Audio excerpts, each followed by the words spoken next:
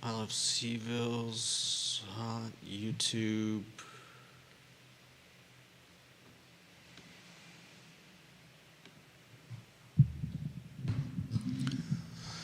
All right, guys, we're going to get rocking and rolling here on the show. Lot to cover on the show. So many. The storyline around the Violent Crown drama is real and rocking the Charlottesville area. After digging deeper in this,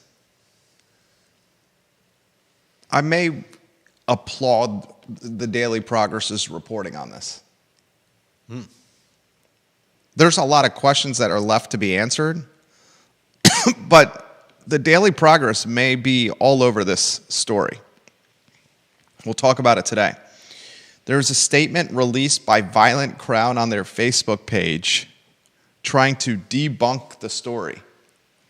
Here's the thing. Violent Crown, the operators, don't own the real estate. Yeah. And who has the leverage? It's not the operator. It's the folks who own the real estate. I don't know that they're trying to debunk the story so much as save their whatever business they can. Save their business, yeah. I mean, yeah, they don't want people to stop coming because people think the Violent Crown is closed when it's not. I want to talk about that. We'll also talk Biscuit Run Park, the grand opening for December 14th. Finally, Biscuit Run Park open. A lot we're going to cover on the program. We'll dissect the Violent Crown news from every angle, including which party has the most leverage. Who do you think has the most leverage here? You and I might disagree on this one, Judah Wickower. I hope we disagree. I like when we disagree. Well, then I'll wait to hear what you think. Well, I mean, it's okay if we disagree. Disagreement breeds good content. Like and share the show. Like and share the show. Charlottesville's always got a storyline. Always got a storyline, Charlottesville, Virginia. Very curious to see how Michael Payne and City Council respond to this. Excuse me, I got a bug in my throat. I got this topic sent to me by on Twitter. This was not from Deep Throat, but by another valued viewer and listener. This valued viewer and listener shared this with me. CoStar currently shows Charlottesville with a decade-high vacancy rate of 9%. While we have a shortage of single-family housing, are we sure we do not have a surplus of multifamily housing? Two very different demographics. And with Seville losing young residents and gaining older residents, I'm not sure multifamily housing apartments like this make sense. I want to talk about that today. A lot we're going to cover on today's program. Like and share the show. Like and share the show. Judah, what intrigues you the most about this before we get started? I mean, obviously, this has garnered quite a bit of drama around it, and, that's always fun, right? Yeah, it's great for a talk show. I think it's great for a talk show. My friend, we can rock and roll here when you're ready. Give me 10 seconds, then we can start the show. Sit back and have some fun. Today is going to be a fascinating discussion. Are we live on the I Love Seville Food Facebook page, Judah? We should be. I'm not seeing it over there. That's something that you can connect as the show starts so we can get rocking and rolling.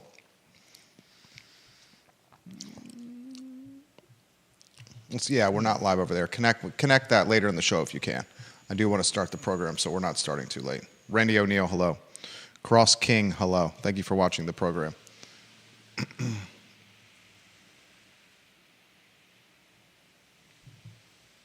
Quiet on the set.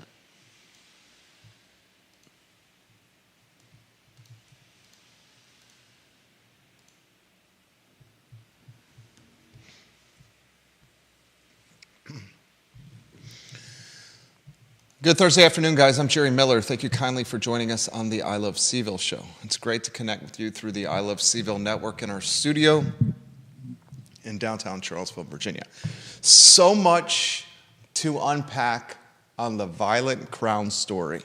There's an extremely large portion of the Charlottesville, Albemarle County, and Central Virginia community that believe right now at this very moment that Violent Crown movie theater is completely safe and nowhere near potentially closing. There's an extremely large portion of the Charlottesville, Albemarle County, and Central Virginia community that believes the movie theater on the downtown mall will be here for a very long time to come. Those people are very close to being disappointed. We're going to talk on this program about the future of a movie theater that, interestingly, has many ardent supporters, but realistically has very little ticket revenue. We're going to talk on today's program which of the four parties has the leverage in the Violent Crown soap opera. And you may ask, there are four parties involved? Who are those four parties? We'll answer that question for you today. On today's program, we'll talk about multifamily housing. Is it a good idea to build multifamily housing in downtown Charlottesville? Luxury multifamily housing. Fantastic direct message sent to me by Twitter aficionado, Twitter virtuoso, CW history buff, who said, Jerry, CoStar currently shows Charlottesville with a decade-high vacancy rate of 9%. While we certainly have a shortage of single-family housing, are we sure we do not have a surplus of multifamily housing? Two very different demographics, single-family housing and multifamily housing. Seville history buff continues by saying Charlottesville is losing younger residents because of the costs associated with living in Charlottesville and is gaining older residents. And he utilizes that as a platform or springboard to ask this question.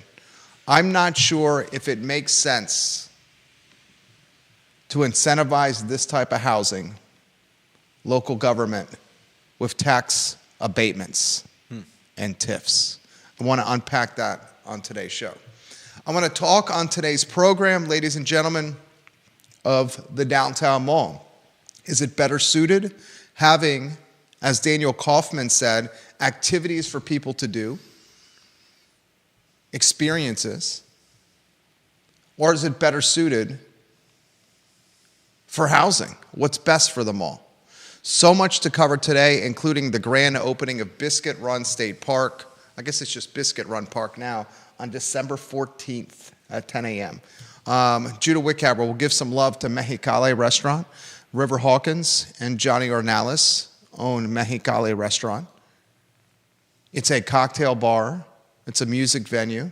It's a street art museum. And it offers some of the best Latin fusion cuisine you can find in the Commonwealth. Mexicali Restaurant on West Main Street in the old World of Beer location. You must try this restaurant, ladies and gentlemen. And of course, we'll give some love to Charlottesville Sanitary Supply. 60 years in business, Charlottesville Sanitary Supply, a 3-generation business, the Vermillion family right now, passing the torch from John Vermillion to Andrew Vermillion, a father to a son, much like the torch was passed from John Vermillion's parents to him. So much to cover on today's program. Studio camera, then welcome Judah Wickhauer. Judah, you wanted to say something there while we were making the donuts. And ladies and gentlemen, the I Love Seville show has started. It's time to make the donuts. What was on your mind there? No, it's nothing. No, please. I'm trying to get I Love Seville food. Okay, connected. We can go without it today. What was on your mind there? I was just going to say, don't sleep on them. They've got... Who's them? Them is Mexicali. Okay. Taco Tuesday, they've got, I believe it's 2 tacos for $5. Ooh. That is an amazing deal. You went there? They have incredible... No, I don't, but I see their... It's on my to-do list. I missed them this Tuesday, sadly. Taco But Tuesday. $5 for 2 tacos is an incredible deal anywhere, and they have amazing tacos. If you like spicy margaritas, the best spicy margarita I've ever had was at Mexicali restaurant. I had it this past weekend while my kids were sliding down a slide on their playground. It was fantastic. All right, let's get into the story as you rotate the lower thirds on screen. This is going to be a conversational show today with yours truly and J-Dubs, the jack of all trades, Judah B. Wickower. I want to talk the future of Violent Crown. As I led and monologued the program, there's a large portion of the Charlottesville, Albemarle County, and Central Virginia community that right now today thinks Violent Crown movie theater is absolutely safe and its future is secure, and it will continue doing business for an extended period of time in downtown Charlottesville. And that is feeling, potentially true. that feeling is being is based upon a statement released by the operators of the movie theater, the Elevate Entertainment Group. Elevate Entertainment Group is the owner of Violent Crown, the movie theater, the operator. But what Elevate Entertainment Group does not own is the real estate that its movie theater operates on top of. And the most valuable asset at this particular location, ladies and gentlemen, is not the screens, it's not the projectors, it's not the Coca-Cola machine, it's not the butter and the popcorn, it's not even the building. The most valuable asset at Violent Crown, ladies and gentlemen, is the dirt under the movie theater. And the dirt that's under the movie theater is owned by another group altogether, not the operator, Elevate Entertainment Group, that recently purchased Violent Crown movie theater. Instead, the dirt under the movie theater is owned by another party altogether. And that other party altogether has said, we are not going to renew the movie theater lease at Violent Crown. And they are under a very short-term lease with us. And we are exploring a partnership with New York City developer Jeff Levine about building an apartment complex here, us selling the dirt to him, and then he goes and tries to get an apartment tower of the variety of 18 stories and 184 feet and 225 apartments on this location. There's so much to unpack here. Before we go down the role of Jeff Levine, before we go down the role of Charlottesville City Council, before we go down what Mike Payne is going to do, the city councilor, and will Michael Payne be hypocritical in his decision-making and how he votes? Will he offer tax abatements, TIFs, and real estate tax breaks to this New York City developer when he was campaigning for his first term on council against the same tax breaks and TIFs for an Atlanta developer, John Dewberry, with the Dewberry Hotel?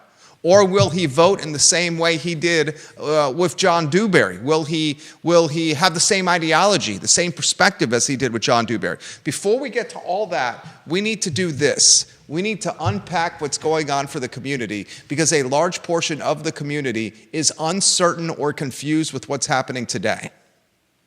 Where do you want to begin, Judah? Where do I want to begin? Let's see. I think the best place to begin is probably with the fact that we don't actually know when the lease ends. So potentially everybody's right in this, which is a very odd position to be in. But the fact of the matter is the theater, the people running the theater, Elevate Entertainment Group. We got to use names here. Who do not own the dirt, as you mentioned. I think they were 100%, doing the right thing for their business venture in telling people that they're not closing, because all we really know is that yes, the owners, Violent Crown Entertainment Group, I believe they're called, the ones that do own the dirt but are no longer running the theater, they have decided that they're not going to renew the lease. And as you mentioned, they're working on a deal with Jeff Levine. The big question, the gigantic question mark in all of this is, when does the lease come up? A short-term lease, who knows what they mean by that. It could be that the Violent Crown has 2, 3, 4 years left. It could be that they've only got a year and a half. The owners of the dirt, the owners of the structure, were quoted in the Daily Progress as saying the lease is short term, and that's all they would say. They would not offer any more clarity because of a confidentiality clause that's in place. I would imagine that confidentiality clause was put in place when the previous owners of Violent Crown sold the business to Elevate Entertainment Group. And as part of that sale, that transaction, there was language in there that said you cannot let folks know how long this lease is, because that could potentially damage our business if people know it's short term. Which is happening right now. Which is happening right now. This is the insane thing. I'm going to ask you a very pointed question. The owners of the dirt and the owners of the building are completely different than the operators of the business. Are the owners of the dirt and the owners of the building strategically doing this to screw the operators of the business? Are they talking with the Daily Progress to screw the operators of the business because they want an exit of this ownership position and a deal struck with Jeffrey Levine? Wouldn't they be more likely to end up in court? How would they end up in court? If they have an NDA or whatever, confidentiality clause, or are they putting some external pressure on the operators of the business by forcing their hand here to close before the lease expires? They know the business is piss poor. We all know the business is piss poor, and it's not just that location. Yeah, maybe they're giving them an out, or I don't think they're giving them an out. People in business, especially this kind of business, there's no give. It's all strategic. Everything is intentional. Everything is intentional. There's no altruism here. I didn't mean giving them anything. I mean forcing their hand. But if you were to force their hand, wouldn't they be more likely to say, look, we may not have been making much money, but we had a non-disclosure in place, and they haven't violated a non-disclosure agreement. All they said, it's a short-term lease that's in play. They haven't talked lease specifics. That's not a violation of the non-disclosure agreement. I feel like a lawyer would 100% argue in court that this was done. With malice is what you're trying to say. Yeah. No. And then I would push back on saying, before the owners of the dirt and the owners of the structure talk with the newspaper, they spoke with their in-house counsel or their attorney of record. Okay. They're not going to, people of this level of sophistication and mover and shaking aren't going to speak to the media without vetting what they're going to say with a trusted advisor. That is usually true, but this is Charlottesville. These are people not from Charlottesville. These are people from Austin, Texas. The chain is from Austin, Texas. And the Austin, Texas... Where's Elevate from? I think Elevate's also from Austin. That's wild. It's absolutely wild. You know what else is also wild about this story? The people that own the dirt and own the real estate clearly have the leverage over the operator of the business, Elevate. Yeah. The operator of the business was blindsided by this. They put out a statement first on Facebook. The statement first put out on Facebook by the operators of the business was then deleted. And a new statement was put out on Facebook that acknowledged that a potential sale could take place. So the first statement that was released by the operators of the business said this was bogus, it's misinformation. Then they quickly deleted that, posted a second statement, and gave validity that a sale could happen. I believe you have that statement in front of you. I'm looking up their... Is this the purple writing? Yep. We want to clarify recent misinformation regarding the future of Violet Crown Charlottesville. Straight from their Facebook page he's reading. While we are aware of a potential sale of the property. It is our understanding that this sale has not yet closed and no decision is final. As far as we are concerned, we have years left on our lease term and fully intend to operate through all of them and beyond if at all possible. Our commitment to this community and our desire to remain here is evidenced by our recent significant investments in the venue, such as all new seating in our cinema and the imminent reopening of our restaurant and bar. We cherish this community and our relationships within it, and will continue to pursue a future for Violet Crown in Charlottesville, either in our existing location or elsewhere. Look, in the second statement that it released, it acknowledges the deal is a possibility. And it even closes its statement by saying, here or elsewhere. Mm-hmm. The operators of the business are getting squeezed and leveraged here. I'm going to ask you a sincere question. Viewers and listeners of this show, I'm going to ask you a sincere question. If you're leasing space and your landlord tells you, we are not going to renew your lease. We are not going to renew your lease. What would you do if you were running that business? Question for you. Then I'll ask the viewers and listeners. Start looking for where we could move to. Start looking for another space. Second question. Would you spend a lot of money investing into improving the space? This most certainly is a triple net lease where the operator is responsible for maintenance and upkeep of the property. Taxes, insurance of the property. If you're the operator of this business, would you continue to invest into the location knowing your lease is not going to get renewed? Of course you would not. Not a penny more than you had to. Exactly. You would do the absolute bare minimum. So here's what we know. The owners of the dirt and the owners of the structure clearly are saying we are not going to renew this lease, and they're air quotes calling it short term. The operator had no idea that a deal was being percolated or brewing on the back end.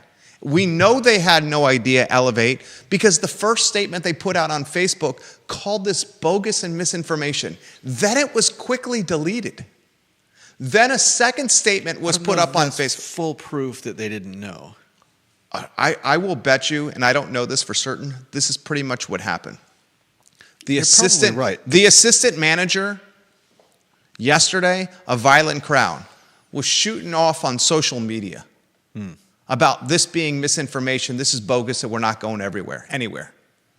And what happened with that first statement was the assistant manager or the head usher or the top butter pumper into the popcorn tub had access to the social media and said this wasn't true, we didn't know, we know nothing about this. And then that was quickly deleted because someone at corporate, Elevate, realized that they needed to hedge some risk and some exposure and not have a PR crisis on their hand, and then put another statement out there that was clearly professionally worded with a PR specialist and some C-suite sophistication. And the second statement that was published on the Violet Crown social media channel clearly acknowledges the deal, and it closes by saying the future is either going to be here or elsewhere, and we're going to continue the extent of our lease. As Judah highlighted, and no one knows this for certain outside of the C-suite and the people in the boardroom and at the negotiating table, we have no idea what short-term means. Yeah. Short-term could be 6 months. Short-term could be the end of 2025. Short-term could be, as Judah said, a couple years from now. We don't know. Mm-hmm. But we do know this, Judah. You ready for this? The owners of the dirt and the owners of the building, they are not the operator. The owners could sell this building to Jeff Levine, the New York City developer. And Jeff Levine is going to have to go through a lot of approval process. Next week, he's in front of the Board of Architectural Review. Mm-hmm. The first stage of potentially an 18-story building, 184 feet tall, and 225 apartments. The first stage of it is next week. This is on the agenda on the city website. Okay? We do know that the owners of the dirt and the owners of the building could sell to Jeff Levine while the Elevate Group, the operator's lease, is still in play. I have purchased a boatload of commercial real estate from, I'll give you an example. John Foltz, Dr. John Foltz, lives in the city of Charlottesville. He's a UVA professor in the engineering school. He has run for multiple positions as a Republican in Charlottesville for local government. He has not won any of those elections. You can look up John Foltz on social media or on the internet and you will find him. I will spell his name for you. I have tremendous respect for John Foltz. You know exactly who I'm talking about. He and I did a deal about a decade ago for commercial real estate on the downtown mall. And when we did this deal,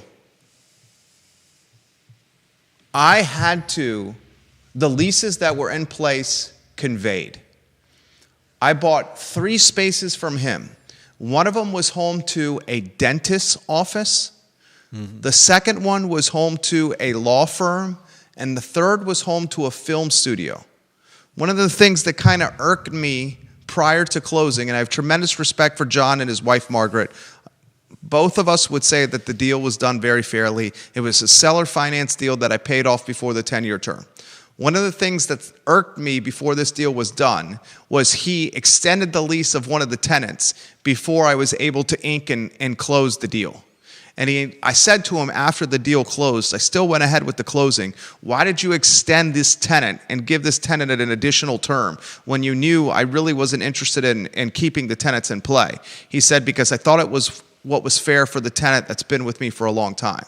So when I bought these 3 downtown spaces from John Foltz, Dr. Benigel Page, the dentist, his lease conveyed, Ann Mishi, I'm mispronouncing her last name, Miche, Mische, and her law firm and her team conveyed, and the Faux Hero Film Studio lease conveyed.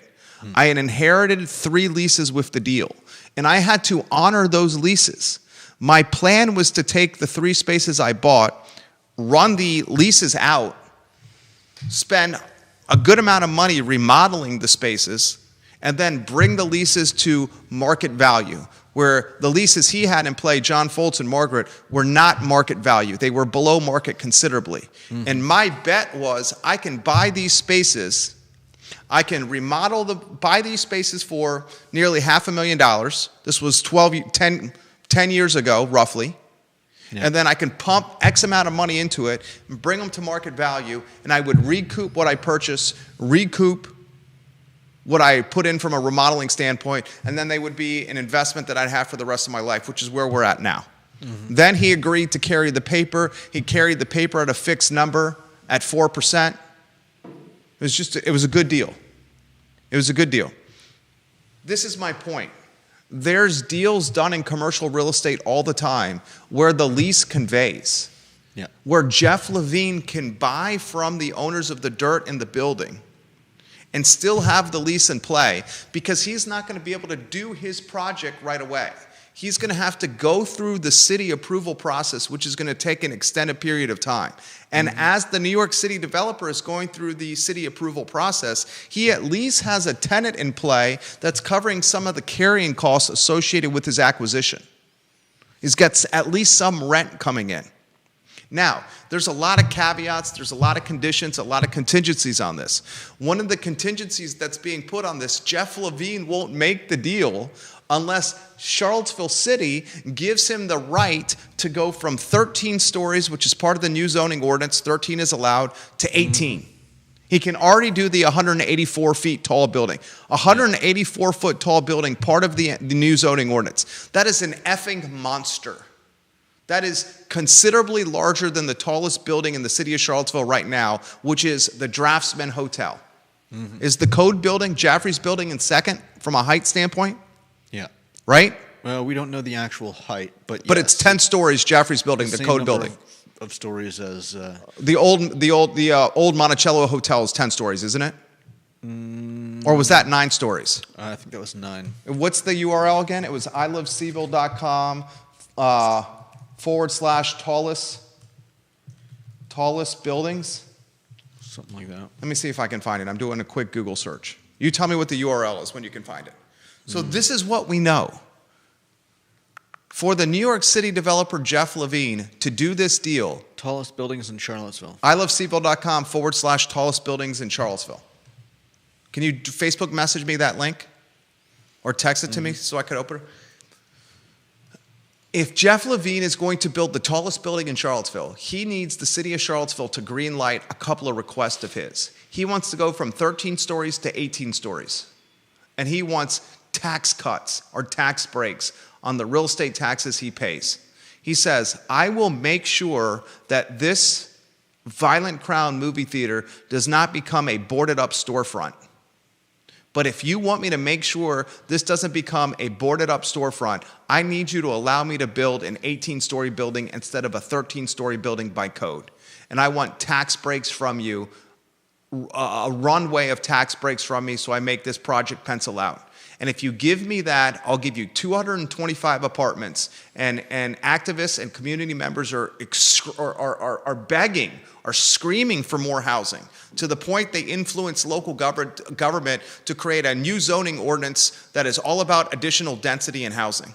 They're screaming for it. So he says, I'll give you what your voters and taxpayers want, more housing, 225 of them, and on top of that, I will give you what the new zoning ordinance requires, 10% of those 225 tied to area median income, 60% AMI, for 99 damn years. Area median income, $124,200. Yeah. He's saying, I will give you what your taxpayer wants, but I need you to give me something in return to make this project pencil out. I was talking with another developer this morning. I had coffee with him. And this developer that I had coffee with this morning owns a handful of buildings on the UVA corner, owns a wedding and event venue in Stanton, where he's the managing partner. John Blair, you probably know who I'm talking about by that right there. Owns a fair amount of other real estate in the city of Charlottesville, and is a good friend of mine and comes here routinely for some Irish whiskey drinking. Judah, you know who I'm talking about. Okay. Do you know who I'm talking about with the Irish whiskey comment? No, not specifically. Man, you see all these people moving and shaking in here, and okay, that's fine. I don't remember. I've never seen you pour the Irish whiskey for anyone, so. You've had the Irish whiskey with us together, where we were talking about Ukraine and Russia. He was sitting right next to me. And you are offering, okay, we're getting in the weeds here. Okay. He made the comment to build an 18-story building that's 184 feet tall Yeah. on the site of the Violent Crown movie theater is obscenely expensive. Yeah. Because there's special, the seating for a cinema is like specially made. No. That's not even tied to that. Not even that? He would tear down the building. Well, yeah. It's not even tied to that. He said a building of that high, the structural engineering costs associated with a building that high is a level of price per square foot that folks that aren't even in this type of work don't even understand. He also made the comment, there is maybe one firm locally that can do this project. And that one firm locally that can do this project would not want to do this project because of how nightmarish it is to work with the city of Charlottesville.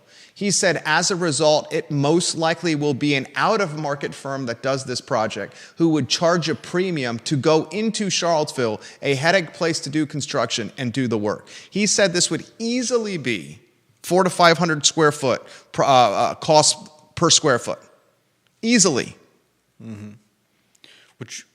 So that would mean that that Levine would lean even further on Charlottesville to give him tax And that's what rebates Levine is doing. and things like that. He's saying, to I make it can't do worthwhile." this. I can't pencil this out unless it's 18 stories, 225 apartments, and you give me tax breaks out of the gate on what I'm paying on my real estate.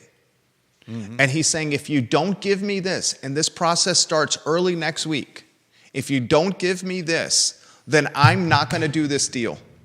Yeah. And you risk Violent Crown on the downtown mall becoming a ghost town. And he's saying that because he knows the business is struggling. What's crazy is people pound their chest and they say, save Violent Crown. Save Violent Crown. We love Violent Crown. And everyone expresses that emotion at a time when they think the business is closing. What they are not doing is spending their money at Violent Crown when they think the business is just an operation. Go to Violent Crown during the week, ladies and gentlemen. Monday, Tuesday, Wednesday, and Thursday. There will be 12 people in the movie theater. Go to Violent Crown on Friday and Saturday. Look at the tickets that are punched, the seats that are open on their website. This is not a business that is having success. And I want to say this again. We went from Keswick to Ivy. We said we're not going to take any of the TVs with us. Mm-hmm. And no, I take that back. We took a couple of the TVs with us. Spencer Pushard helped us move some of those TVs. Then what we did, we went to Best Buy. We bought a 73-inch TV for the main room, a 60-some-inch TV for the family room, a 50-inch TV for the workout room, 2 other TVs for the bedroom, and 1 TV for the screen and porch outside Four Seasons room. I think it was like 5 or 6 TVs. Those 5 or 6 TVs cost us like $3,500, including installation. The TVs offer a cinematic experience with surround sound, a movie theater quality experience with surround sound and viewing and listening. And I don't have to drive anywhere, pay for any tickets, and can get the cold beer, the Twinkies and the Ho-Hos, and the same popcorn out of my fridge and my cupboard. And I don't have to get a babysitter. I can just look at the baby monitor that's sitting next to me. Mm-hmm. Who is bullish on movie theaters today? Anyone who says they're bullish on the movie theater business model today is huffing glue. Are you bullish on movie theaters? Not particularly. Right, and why is that? For all the reasons I just outlined? Yeah, more or less. Okay. Another piece of collateral damage because of COVID and the pandemic. Movie theaters. And they were already heading in that direction. COVID just fast-tracked it, just like it fast-tracked so many other things. Hope you're rotating the lower thirds on screen. You jump in anytime you want as well, please. If you're the operator of the business, why would you put a single cent more into improving this business model, knowing your lease is not going to be renewed? Yeah. If you're the owner of the building and the owner of the dirt, you're clearly courting a buyer for your building and your dirt and Jeff Levine. If you're the owner of the building and owner of the dirt, it would behoove you to make it known to the community through the media that this lease is short and it's not going to be renewed. Because that puts pressure on the operator and it shows everyone in the community that this business might close. If you're Jeff Levine, you want to play the same perception media game. And you want to put in the media, hey, this could be a boarded up storefront if you don't let me become your white knight and savior. And for me to be your white knight and savior, I need the tax breaks and I need the ability to go from 13 stories to 18 stories. And if you're city council, you're left with this predicament. This is the predicament, and 2 of the 5 spots are up for re-election next year, Pinkston and Wade. This is the predicament they're left with. Do we give the tax breaks to Jeff Levine, knowing that the owner of the real estate and the dirt said they're not going to renew the lease on these people? Yeah. And we risk this becoming a pee-pee and poo-poo paradise for the houseless, just like the Dewberry Hotel is. And if we give them the tax breaks and allow him to go from 13 stories to 18 stories, what does that make us look like? It makes Michael Payne look like a hypocrite. Because Michael Payne campaigned on a platform that said, John Dewberry, you out-of-market developer, no way in hell I'm going to give you tax breaks and these parking breaks in the Water Street garage. Screw you, John Dewberry. We're not giving tax breaks to wealthy out-of-market developers. That was Payne's campaign and platform in term one. So if he does it right now for Jeff Levine, the New York City out-of-market developer, he looks like a hypocrite. Now, he could politic it by saying this, and Michael Payne, you watch the program, this is how you would politic it. You could politic it by saying, well, times have changed. Since COVID, Charlottesville's become a hybrid and remote work epicenter and a paradise of transplants or of moving to the area, which has dramatically brought up the cost of living, and we need more housing now. And when John Dewberry, 8 years ago, 9 years ago, 5 years ago, before COVID wanted those tax breaks, we didn't have the housing crisis we do now. That's what he's going to do if he votes yes on this. If he votes yes on the tax breaks, or say he'd go forward with the tax breaks. Then you have to ask yourself this question. If the tax breaks are offered and you can go from 13 to 18 stories, how does John Dewberry play it? How does Chris Henry play it? How does every other developer that wants to do a project here, Oliver Kutner, how does he play it? Oliver just got married. Love seeing you around the town, Oliver. We shake hands, you shake my hand, I'm like, can I have my forearm back, please? How does the guy that I drink Irish whiskey play it? How does Keith Woodard and Anthony Woodard play it? Right? Is this now a Pandora's box that's been open and a precedent that's been set? And I'm going to ask you this question. Who has the most leverage here? And then viewers and listeners will get to your comments. This is such an effing unbelievable story. Unbelievable story. Joanne Mackey, Kevin Higgins, Mike Buchensky, Holly Foster. We'll get to your comments. Judah Wickower, your comments on this. Aaron King, Vanessa Parkhill, Georgia Gilmer, Georgia Gilmer. Get to your comments. Deep Throat, we'll get to your comments. So many effing comments are coming in right now. Judah Wickower first. Man of the hour, Judah Wickower. Man, if I were city council, I think I would oppose this all the way, despite what anyone says, because they have a history. Not the current members of the council, but council has a history of making some bad deals, and I would be very careful about getting into another bad deal with a developer. They just navigated a horrendous deal with Mark Brown, the parking czar, where they're going to pay him tens of millions of dollars until the year 2040. Yep. Mark Brown had the city by the short and curlies. Deep Throat is all over this doing calculations. Deep Throat, you're watching the program. How many square feet do you think would be in a building that's 18 stories and 225 apartments? Can you send me that DM? How many square feet would be in an 18-story building that's 184 square feet tall, 184 feet tall, and 225 apartments? Please tell me that number, Deep Throat, your guess. And he's saying that number that your developer friend gave you that likes the Irish whiskey, $500 per square foot cost of construction, is right on point. He said it probably is more than 500. I want to try to anticipate or calculate the cost of building this building, to put in perspective the risk Jeff Levine is taking building this building. Yeah. John Blair, I'm coming to you next. He says around 300,000 square feet in this building. 300,000 times, let's just use the number 500. You're talking a $150 million building. Mm-hmm. Let's go 300,000, and that's total square feet. Let's go 300,000 times 525. You're talking $157.5 million construction costs. Yeah. Now, I got this DM on Twitter yesterday from CW Buff, CW History Buff.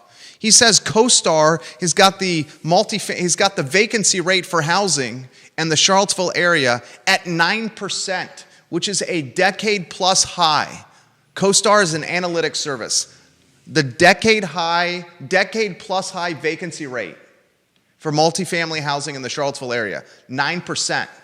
Deep Throat, I said that in the beginning of the show, he makes this comment. He said, I have said this for a long time. There is not real demand for luxury rentals in Charlottesville. There's demand for commodity rental and for student rental. Rich people don't move here to rent. Yeah. He said, I saw something similar in Bozeman. Residential rental vacancy is almost 15% vacant. 15% in Bozeman, Montana. And yet the market is quite hot if you look at the real estate prices. Single-family housing owner-occupied market is hot. Multifamily housing commodity market and luxury multifamily housing rental markets are all very different. Luxury multifamily housing rental has been a total bust in Bozeman. Why is luxury multifamily rentals a bust in Bozeman and potentially a bust in Charlottesville? Why? Because the people with the big bucks that are coming in and buying properties are not younger people with families. Almost right. Okay. Try it again. Why are expensive rentals facing headwinds in Bozeman and Charlottesville? Because nobody can afford them. No. Okay, I'm going to give you the answer. Yeah. Expensive rentals are facing headwinds in Bozeman and in Charlottesville because the people that can't afford them are buying something instead. Yeah. They're not paying $4,000, $5,000, $6,000, $7,000 a month to rent somewhere. Yeah. This is not Manhattan. Mm-hmm. This is not Tribeca. This is not Soho. We're not on Park Avenue or the Upper East Side. Yeah. The people that can come here and pay that clip, say, F this, I'll just pay 25% more and buy something in Farmington and Bel Air on Ivy around Rugby because it's still cheap compared to what I'm used to. Yeah. That's the point CW History Buff is making. Do we really need expensive multifamily housing in the Charlottesville area when the socioeconomic demographics of those coming to Charlottesville are older? The younger are being pushed out. Younger, frontline workers, retail workers, F&B workers, right? Yeah. They're being pushed out to other outer counties, being pushed out to the Shenandoah Valley, to Waynesboro, because they can't afford to live here. Right. They're being replaced by hybrid and remote workers that are working in their BVDs, their tighty-whities, their bathrobes from an ISP in their basement. There are firms in Boston, D.C., Georgetown, Manhattan, anywhere in the effing world now, right? Hybrid and remote work. Those folks ain't going to rent. He's saying, CW History Buff, that this kind of project, the city shouldn't offer them the tax abatements or the zoning massaging because it's not really the type of rental that's needed. Right. The Matthew Gilligans of the world and Livable Charlottesville are saying, give us the housing. Any supply is going to help this housing crisis we're in. Mm-hmm. But that crew, they're not business people. They're not in the game. They read a lot of books. They follow a lot of people on Twitter. Oh, sorry, Blue Sky. It makes perfect sense to go into an ecosystem, Blue Sky, with people that you only agree with and only have like-minded perspectives. It does not make perfect sense to stay on Twitter where there's people that disagree with you and push back on you. The way to get ahead in life is to go into an echo chamber where it's only people that agree with you and not people that push back on you. Go ahead and go to Blue Sky.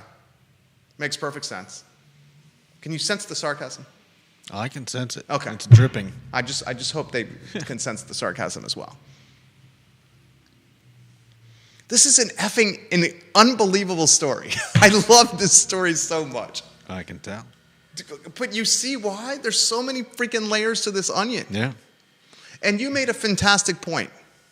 The city of Charlottesville, look at the deals that they've done already in the last year.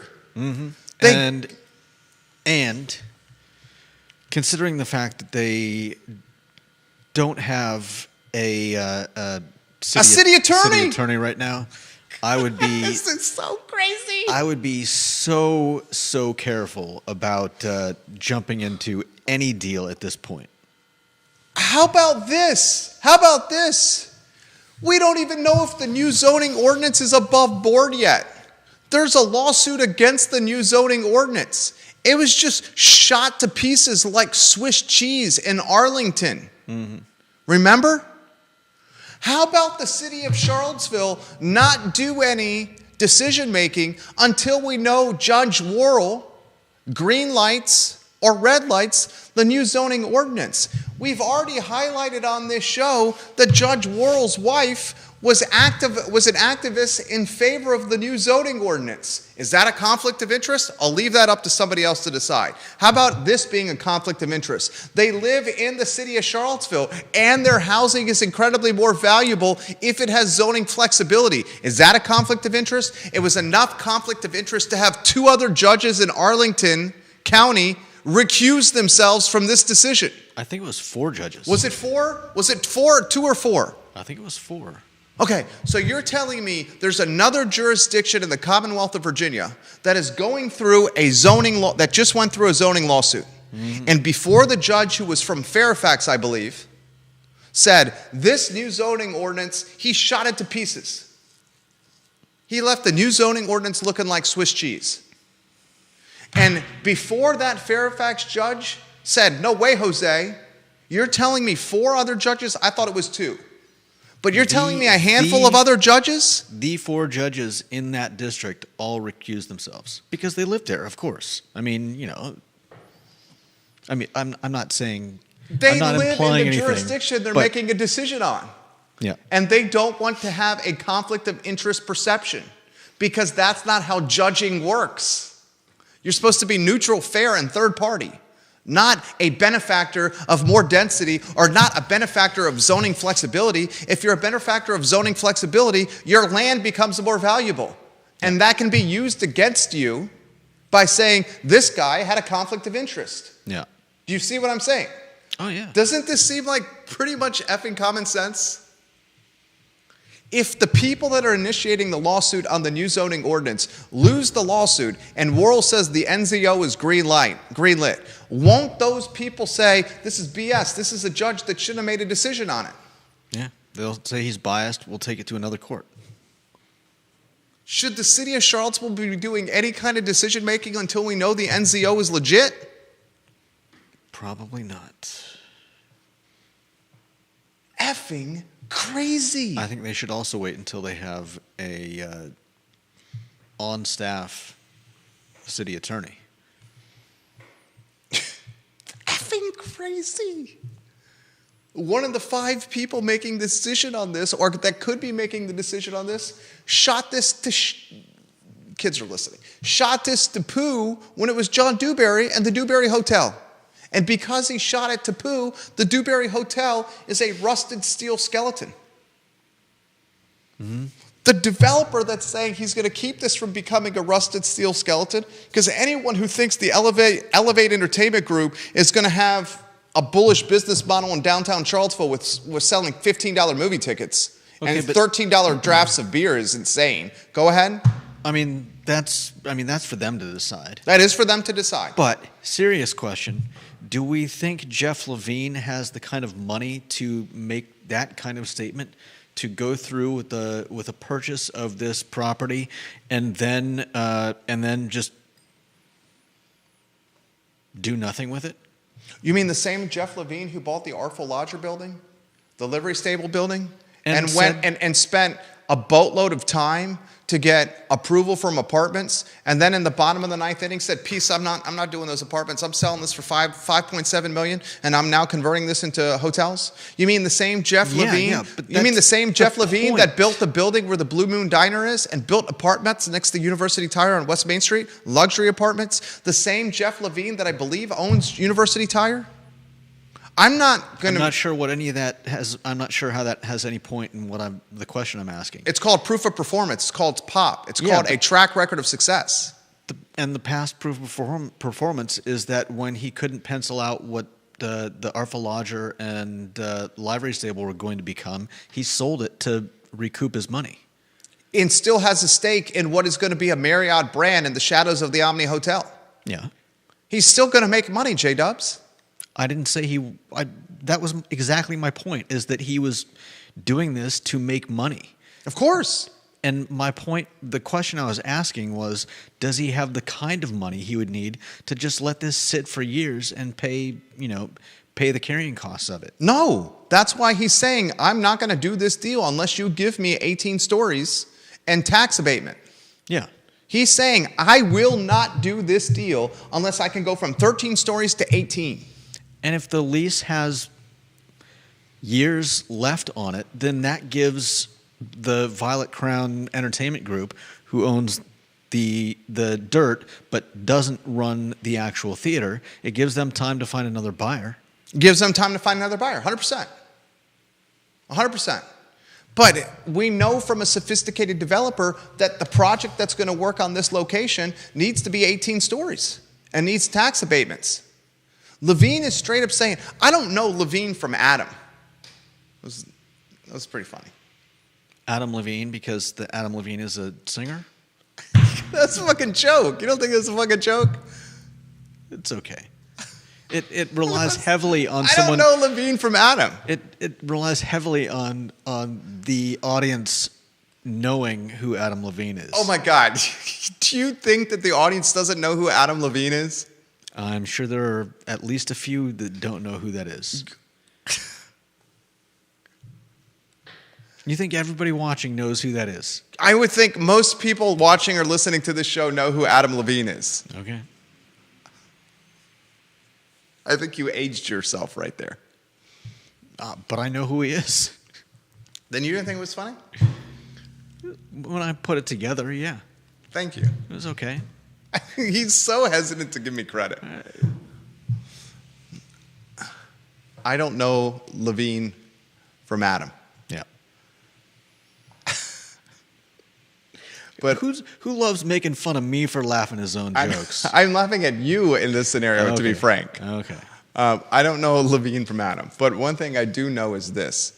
The man doesn't strike me as a dummy. No. The man strikes me as a pretty shrewd and frugal and sophisticated developer and businessman. And he has most likely a boatload of money and access to a boatload of capital. And for some reason, he has an affinity to Charlottesville. Yeah. He's already done a luxury project on West Main Street. Yep. He's bringing a hotel to the downtown mall. Quite confident he owns the University Tire location on West Main Street next to this luxury building. He's trying to buy an effing movie theater and build a $150 million, 300,000 square foot building. He clearly has ties or an affinity or a passion for Charlottesville. This isn't going to be the last time we see Adam Levine's brother, Jeff Levine. They're not related at all. And he's no dummy. No. If he's saying, I need this for this to work here, I would bet others are probably thinking the same thing. John Blair watching the program. I got to get to JB. JB, I'm getting to your comments here. John Blair says this. First, Mexicali is legit. Great food at Mexicali. Second, here's what I still don't understand. The second statement by the operator of the business uses the plural years left on the lease. Yeah. Unless they've truly messed up here, doesn't that imply that there are at least 2 years left on the lease? I simply cannot comprehend framing 2+ years as short term. Short term typically refers to less than 1 year in my humble opinion. Third, give me odds on these apartments actually being built. I really would enjoy if you started to set lines on stories. I go 4-1 against 225 apartments ever being built in that spot. What odds are you giving? I frankly speaking, John Blair, I effing love you, John Blair. I would give you a chest bump right now and pour you some scotch or some Irish whiskey despite it being 1:30 in the afternoon. I don't think these 225 apartments are going to be built either. And I want you to understand what happens if these 225 apartments are not built. Are you ready for this? Yeah. In a little over a calendar year, the same community and the same activists and the same people that have been pushing the new zoning ordinance forward Have shut down have how many? Poo-pooed Phase 3 Dairy Market Chris Henry, where he took proverbial arrows to the chest from the Ziana Bryant Jet Set. What's Jet Set mean? Just a group of people. Okay, that Ziana similar- Bryant Jet Set. Chris Henry arrows to the chest from the Ziana Bryant Jet Set in a church in the 10th and Page neighborhood. The same people that want Charlottesville to have more density and are screaming that we need more housing because we have a housing crisis used community activism and outcry and environmental outcry on the Rivanna River with Bo Carrington and Wendell Wood. The city ended up purchasing that land. That could have been developed there. That could have been developed. The same people use outcry, political pressure, activism to get the Carlton Mobile Home Park to go into the hands of Habitat for Humanity, who can't do anything for 36 months on that project and needed a last-second bridge loan from the city to make the purchase happen. Yeah. Those same people are poo-pooing and outcrying 225 apartments on the downtown mall because woe is me, we have to save our movie theater that shows the indie films and sells the $13 beers and the expensive tubs of popcorn butter. You see what I'm saying? It's called effing hypocrisy. But are you being completely honest about all this? Which part? Some of the people that were against the sale of or the production of the Rivanna property were the people living downstream. It wasn't.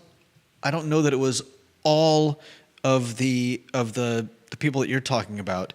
That they had their own reasons for. Judah, isn't it the responsibility of government to make decisions based on the electorate in totality, as opposed to the electorate, the populace, the taxpayers in small quantity? Sure. And government heard from the community, we want more density and we want more housing and we need a new zoning ordinance. And we got the NZO. We spent years on this effing thing. Effing years on this thing we've spent.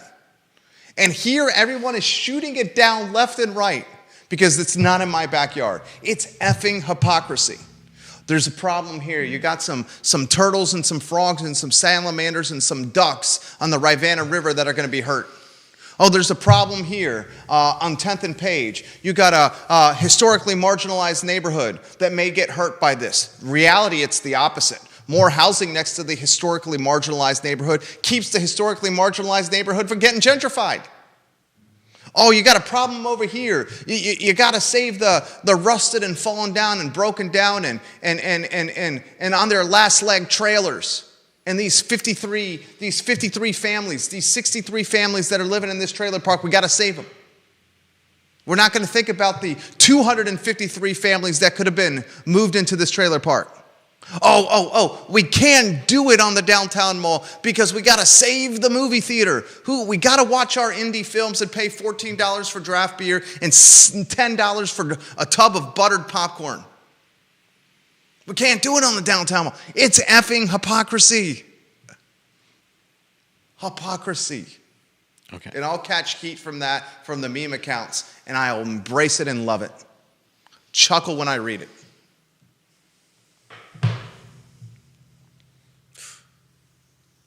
Do I think 225 apartments are going to materialize on the downtown mall? I'm going to get to all the comments on my Facebook page next. Heather Walker, Johnson Village's finest, watching the program.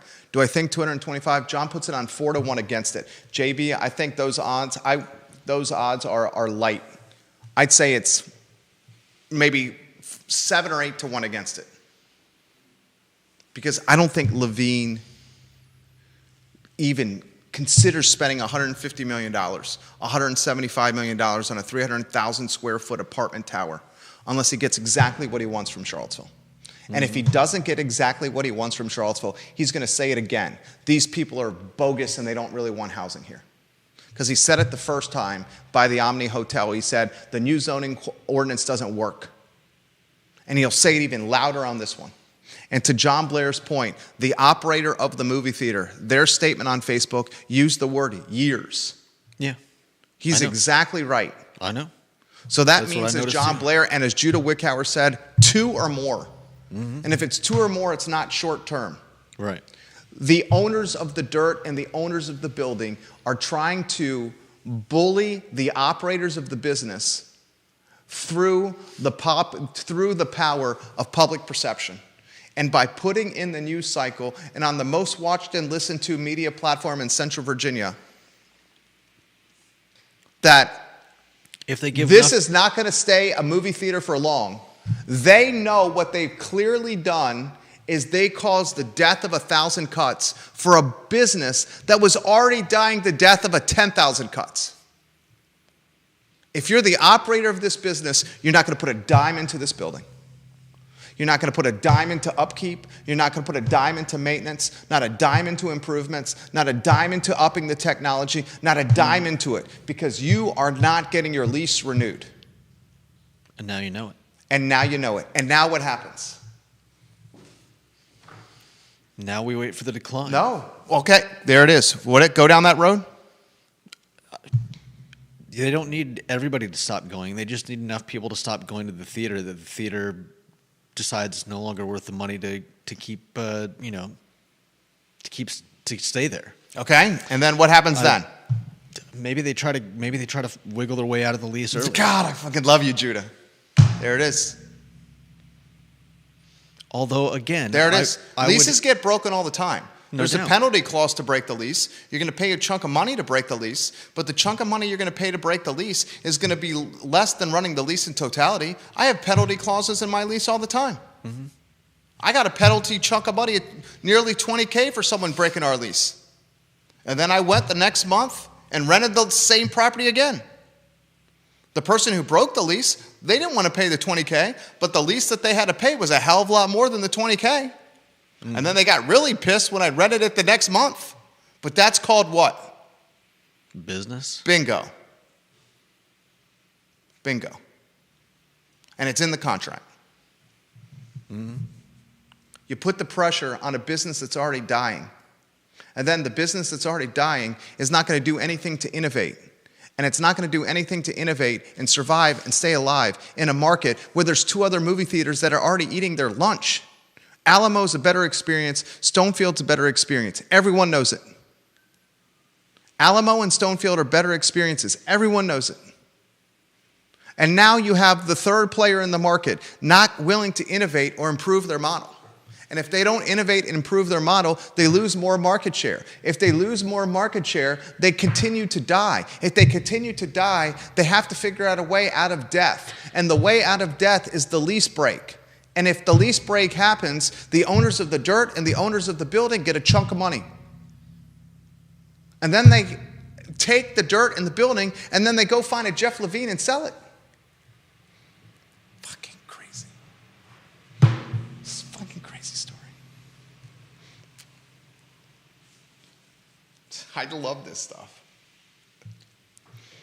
Effing love this stuff. So many comments. All right, I'm going to get to my Facebook page first. We've gone 70 minutes without taking a break. I realized yesterday I was leaving the office that, what did I say as I left the office? I've been in here for 10 hours straight without taking a break or leaving to pee. Yesterday, 10 hours straight without leaving the desk or the office or peeing. Okay. Comments coming in.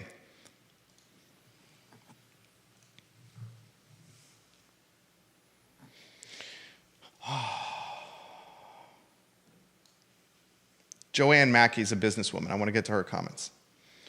I would do the deal. Anything to discourage a ghost town. The new residents bring their income tax and business to the downtown mall when they live there. I have a friend in the Garrett building, and she must be in the Gleason building. I have a friend in the Gleason building, and I drive in and we walk to C&O for dinner. I never do that myself because I live in Glenmore, and C&O is not on my radar. Joanne Mackey or Holly Foster is responding to Joanne Mackey. She's talking about a movie theater she goes to at Stony Point Mall where Saks and Fleming's restaurant are located. Nice to go for a special movie and the popcorn is outstanding. Otherwise, I watch movies at home on demand. Mike Buchensky says infrastructure is a major issue as well. 150 new mall apartments is likely going to mean no parking and parking issues. Deep Throat highlighted yesterday, with the new zoning ordinance, there are no parking requirements. Although he said that's going to be a tough sell when you're trying to rent $4,000 and $5,000, $6,000 apartments. No doubt. These people are going to have cars. And you're telling them that they've got to spend however much at the Water Street parking garage. Yeah, an That's extra crazy. $140 a month to rent a spot on the parking garage. He says it's going to be tough renting apartments without having parking on site. No doubt. Philip Dow, it's too ridiculous to add these apartments to the downtown mall. It will not improve the downtown mall. It will turn it into Fashion Square.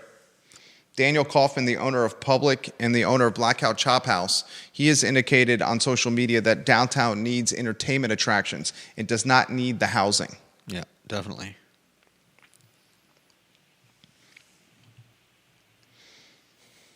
Gosh, so crazy.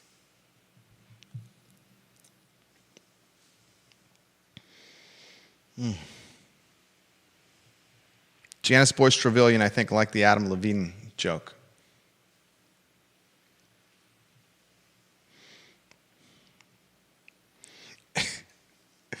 God, some of these. No peeing, you're a young man.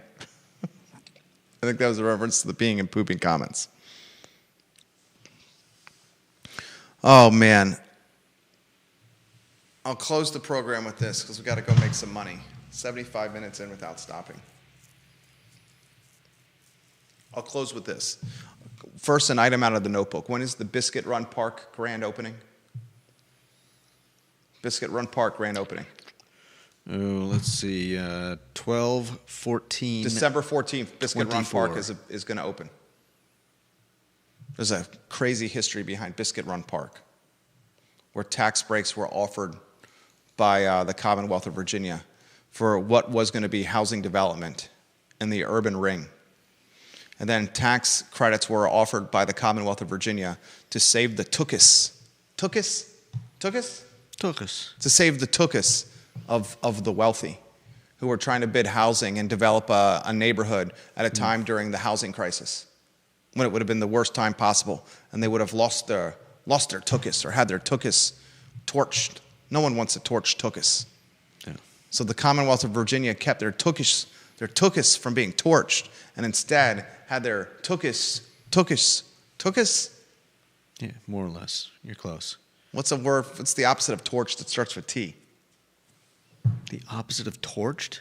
Opposite of stung or hurt that starts with T for the alliteration. Their Tookus tissued. Their Tookus was going to be torched. Instead, Tookus was tissued with the tax credits. Okay. Read up on that story. It's fascinating. We'll see how this plays out. Chapter 1 is underway. Chapter 1 was using the media. We're using them too. I want them to realize that. Because they're basically being turned into characters in a podcasting script by us. They're being used for entertainment. Mm-hmm. They're using us to try to dictate the narrative. And then we're pretty much dictating what the narrative is going to be. That's why the developers and the deep-pocketed are coming in here trying to tell us what to do with the narrative. Mm-hmm. Chapter 1 is underway. The first chapter was Jeff Levine and the owners of the dirt and the owners of the building saying that the lease was short and this is what we're going to do. Chapter 2, early next week. And the second chapter, early next week, ladies and gentlemen, is what's on the agenda with the Board of Architectural Review. Mm-hmm. The group that's in, got the groups that's being grabbed by the short and curlies, that's got the you-know-what and the vice, is the operator. Yeah. The city's got options. Levine didn't have to do this, and he's sitting on stacks. The people that own the dirt and the real estate have a significant asset on their hands. The operator has got their nuts in a vice. Mm-hmm. And all three parties around have control of the vice. Thursday edition of the I Love CVille show. Judah Wickhauer, Jerry Miller.